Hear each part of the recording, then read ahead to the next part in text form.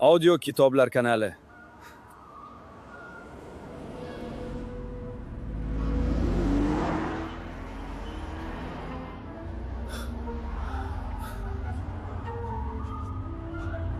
Noto'g'ri.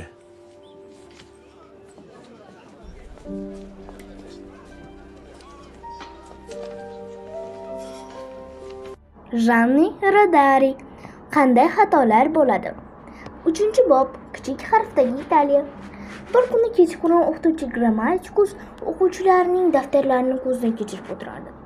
Yonida esa xizmatkor ayol unga qizil qalamlarning uchlarini ixlos bilan paydarpay ochib berib o'tirardi.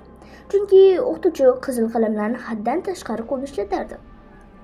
Bir vaqt o'qituvchi Grammatikus boshini ikki qo'li bilan changallagancha dahshat ichida o'rnidan sakrab turdi. "Voy bolati, bolati!" deb qichqirdi u.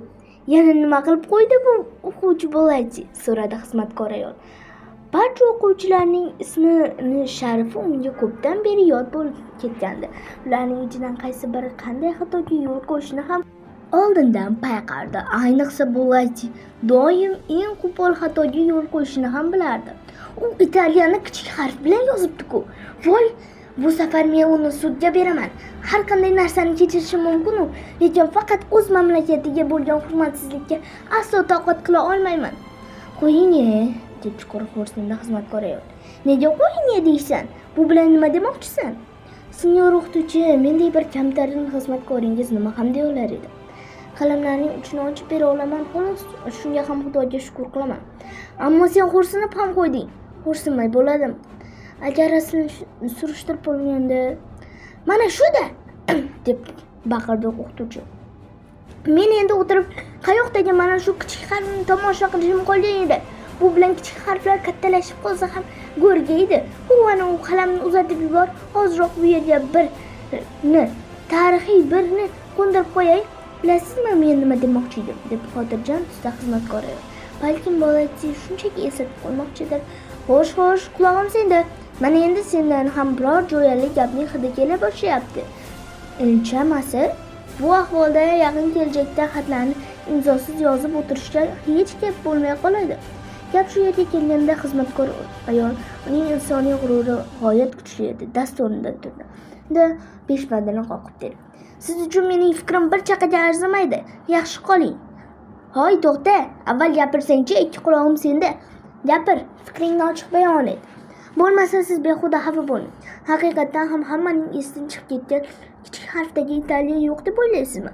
Axir birorta doktori bo'lmagan yoki telefoni o'tkazilmagan qishloqlar ozmuncha deysizmi?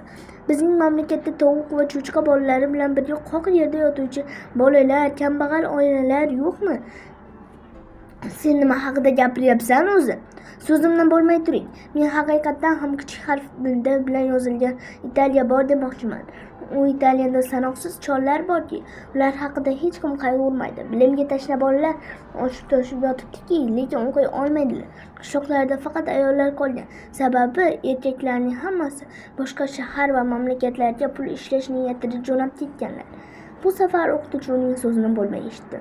Xullas, janob o'quvchi bolati mana shularning hammasini o'ylab turib, o'z ona yurti nomini katta harf bilan yoza olmagan bo'lishi ham mumkin. Uning eng katta xatosi ham shu-da, dedi jahli chiqib o'qituvchi. To'g'ri, kichik harfli Italiya ham bor, ammo uni allaqachon katta harflar bilan yozish kerak edi deb o'ylayman.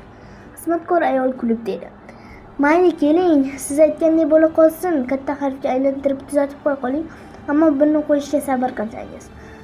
Axir o'quvchi bolatining niyatlari ezgu bo'lgan. Shu tomonni hisobga olib, uni albatta maqtab qo'ysa ham bu yomon bo'lmas. Uning niyatlari chindan ezgumi yo'qmi, hali buni hech kim bilmaydi-ku." Xizmatkor ayol yana qayta o'qituvchining yoniga kelib o'tirdi-da, unga qarab kulib qo'ydi. Yaxshi bolani yomon bahodan qutqarganiga uning ishonchi komil edi. Yana kim biladi deysiz, balki otasining tarsakisidan ham qutqargandir. U yana xotirjam qizil qalamlarning uchini ochish bilan mashg'ul bo'ldi.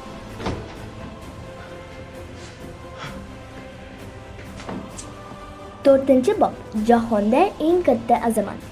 Men bir inson tarixini bilaman. U dunyoda eng katta azamat bo'lib tanilgandi, lekin uning tarixi sizga yoqadimi, yo'qmi, bunga bir narsa deya olmayman. Hikoya qilaymi yoki yo'qmi? Yaxshisi so'zlab bera qolay. Uni primo deb atashardi. Italyanchasiga bu birinchi degani. Balkim uning bolaligidanoq nafaqat ism jihatidan, shuningdek ishda ham birinchi bo'laman deb qaror qilgani bois shunday bo'lgandir. Doimo va har jihatdan birinchi bo'laman der edi u takror va takror. Aslida esa buning teskarisi bo'lib chiqdi. U doimo va har jihatdan qoloq bo'lib chiqdi. Qo'rqishdan, qochishdan, yolg'onchilikdan, sho'xlikdan hammadan orqada qolib ketdi. Uning tengdoshlari hamma vaqt biror narsadan oldinda bo'lar edilar. Biri shaharda birinchi o'g'ri, boshqasi mahallaning uchiga chiqqan bezori, uchinchisi o'sha atrofdagi aytilgan jinni. Primo bo'lsa bularning hammasi uning teskarisi bo'lib chiqardi. Birov ahmoqona gap boshlagudek bo'lsa, so'z navbati unga kelishiga qaramay, u og'ziga qatiq ivitib turaverardi. U dunyodagi eng katta azamat bo'lib tanilgandi. Biroq hech kim bu haqida eshitmagandi. Bu borada u ortda qolgandi. U shunchalik ortda qolgan ediki, hatto buni tushunib yetishga ham majoli yetmasdi.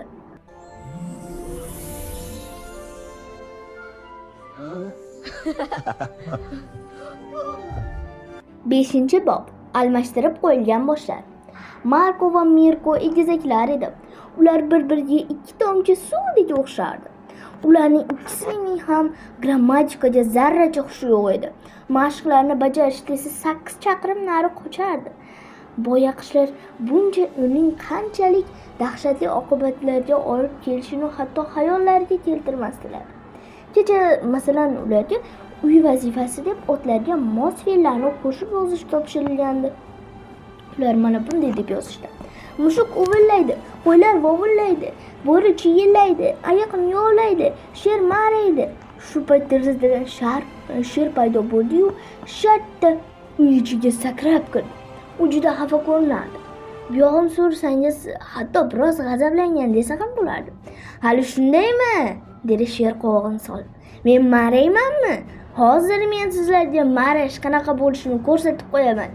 U chap panjasi bilan Markoning, o'ng panjasi bilan Mirkoning boshidan ushlab oldi-da, ikkalasini bir-biriga qattiq ura boshladi. To'g'ri, egizaklarning boshlari but saqlanib qoldi, albatta, biroq joylari o'zgarib qolgandi. Markoning boshi Mirkoning bo'ynida, Mirkoniki esa Markoning bo'yniga o'tib qolgandi. Oysi uyga qaytib kelib, ularning boshlarini o'rniga keltirguncha ozmuncha mashaqqat chekib, ozmuncha yelim sarflamadi. Yelim bo'lsa, o'zingiz bilasiz, hozirgi kunda narxi osmonda bo'lib ketgan.